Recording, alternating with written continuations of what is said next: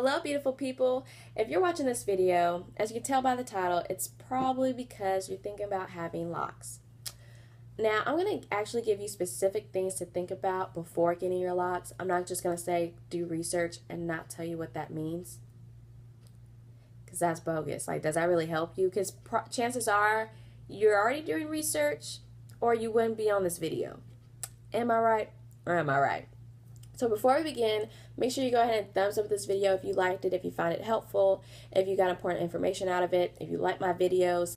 Let me know in the comments if you want me to keep doing weekly updates on my lock journey, or you can thumbs it up as well. Share, subscribe so you don't miss one.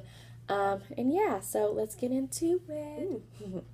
The first thing you should think about, I think is probably the most important, is stages of locks. When I say this, it means your lock's going to go through some stages. It's better to kind of be aware of the overall process before you begin, and you can see if it's meant for you. Meaning, if you can't handle the fuzzy, budding, ugly stage, you got to kind of understand like that's inevitable. So I don't want you to get bogged down with too much information, but the number one thing I would suggest to do is look up the stages of locks. Now, depending on your hair texture, the length, and your hair in general, how long these stages take or how long it takes to get these stages depends. No one can tell you. Don't rack your brain. Let it go. Just look up the different stages of locking from baby to mature, because right now when you start, you will have baby locks, and then one day they will mature. So it kind of gives you a better idea, especially since we're so used to seeing mature locks, or at least those with lock extensions at least, that we don't really see too many with the baby, teenage, crazy locks all over the head. We don't see that too much. So just to kind of give you an idea, but help you be prepared for what you're entering into. And then way you can kind of tell, is this meant for you? The second thing you should research. I hate when they just say research and don't tell you what. The second thing you need to think about before getting locks is, what kind of locks do you want? Chances are the most common locks you've seen are the traditional locks, and that's great and all, but there's so many different locks out there, including sister locks. Now, when you look them up, you got to see the different in the overall style, but there's also a difference in maintenance, especially between freeform to traditional to sister locks. There's different necessities when maintaining them. So you want to kind of just briefly go over it, the differences, and see which one is best for you and which one do you like more. Because sister locks, they have to be certified. Like, it's low-key a certification. You can't just go to anybody, and you have to kind of go to that certified person for every touch-up. So can you commit to that? Money-wise, financially-wise, scheduling-wise, or do you want something that you can maintain eventually? That is another thing that you would have to think about. Also, with the different lock styles, there's sizing. Basically, with the sizing, this is kind of how it's kind of like a rabbit hole. You start thinking about sizing, and it goes all the way into lock to part ratio, or part to lock ratio. To me, it's just easier to have a loctician or someone I could trust to start my locks. I want someone who's knowledgeable. My loctician, she has locks, and she has been doing locks for years, and I've seen her work. So I trust what she does, and I trust what she says. So if I tell her I want small, medium locks, she's seen so many heads, she can tell, okay, well, your hair is pretty thick already, so you're going to have thick locks, so you don't have to worry about having too thin locks. But I told her I don't want them too big.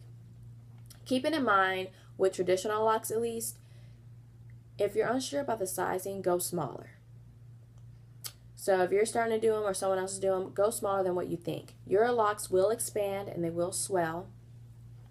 And it's always easier to combine two locks and try to split one. Someone that you can confide in. Like I said, I have my loctician. That would be another thing you should think about. Have someone you can confide in and ask questions. Especially, this will become especially helpful, not just in the beginning, but if you decide to go through with it.